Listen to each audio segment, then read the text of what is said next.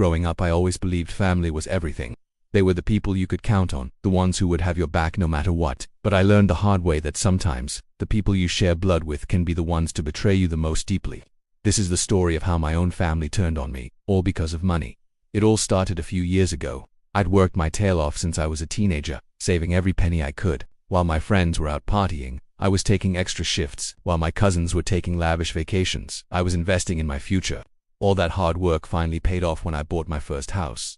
It wasn't a mansion, but it was mine, a cozy little 3-bedroom place with a small yard, perfect for me and my dog, Buster. It was my sanctuary, the physical embodiment of all my sacrifices. My family, on the other hand, had a different approach to finances. My aunt and uncle, in particular, lived well beyond their means. They always had the newest cars, the latest gadgets, and their kids, my cousins, wore designer clothes. I never judged them for it. I just figured they were doing well for themselves. I was proud of them, or so I thought. The illusion shattered one evening when my aunt and uncle called me, their voices dripping with a false sweetness that immediately set off alarm bells. They started with small talk, asking about work, about my house. Then, they dropped the bombshell. They were in serious financial trouble. Apparently, their lavish lifestyle was funded by a mountain of debt, and now the collectors were knocking. The total a staggering $150,000. I was stunned, but my first instinct was sympathy. I asked how I could help, maybe by connecting them with a financial advisor or helping them create a budget. Their response floored me.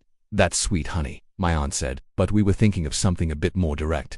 We need you to sell your house." I honestly thought it was a joke. I laughed, waiting for the punchline. But the silence on the other end of the line was deafening. "You're serious?" I finally managed to ask. My uncle's voice turned cold. "Of course, we're serious. It's just a house. Family is more important. You can always buy another one later. We need that money now." I tried to explain, calmly, that selling my house wasn't an option. It was my home, my biggest investment, my security. I offered to help in other ways. I could lend them a few $1,000s to tide them over, but that wasn't good enough for them. They wanted the full $150,000, and they wanted it from the sale of my property. They argued that since I was single and didn't have kids, I didn't need a house as much as they needed the money.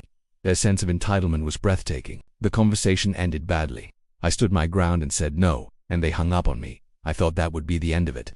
I was wrong. The phone calls started, first from them, then from my cousins, then from other extended family members. They called me selfish, ungrateful. They said I was tearing the family apart. They tried to guilt-trip me, manipulate me, and shame me into giving in.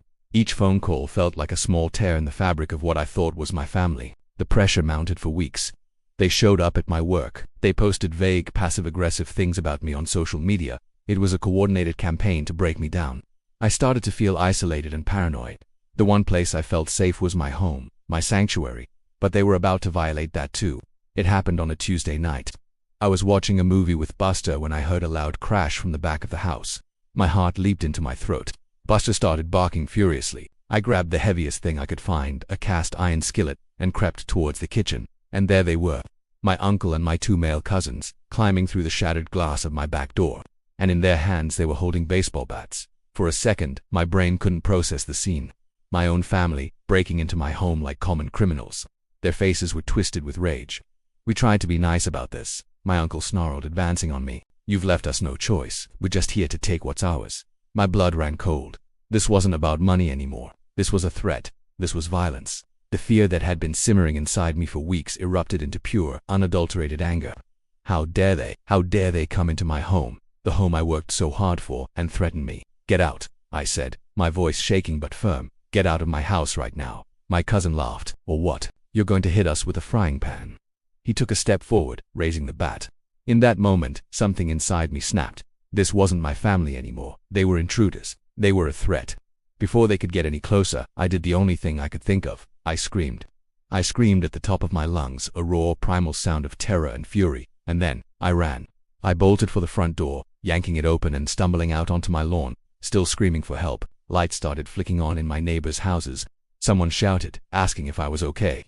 Seeing the neighbors coming out, my uncle and cousins panicked. They scrambled back out the broken door and fled into the darkness. I collapsed onto my front steps, shaking uncontrollably, the skillet still clutched in my hand. My neighbors rushed over, wrapping me in a blanket and calling the police. When the police arrived, I told them everything. The debt, the harassment, the break-in. It was the most difficult statement I've ever had to make, implicating my own flesh and blood. But looking at the shattered glass and the fear in my dog's eyes, I knew I had done the right thing. They had crossed a line from which there was no return. The aftermath was messy. My uncle and cousins were arrested. The rest of the family was split. Some of them, to my surprise, called to apologize, horrified by what had happened. They said they had no idea things had escalated to that point. Others, however, doubled down, calling me a traitor for getting the police involved. They said I had destroyed the family over a stupid house. It took a long time to heal. I got a restraining order. I installed a top-of-the-line security system.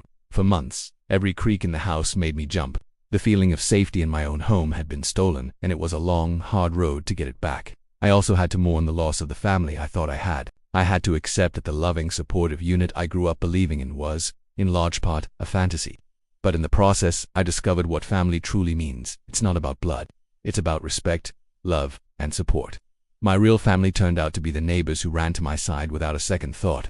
It was the friends who sat with me for hours while I cried, who helped me board up my door, and who checked in on me every single day.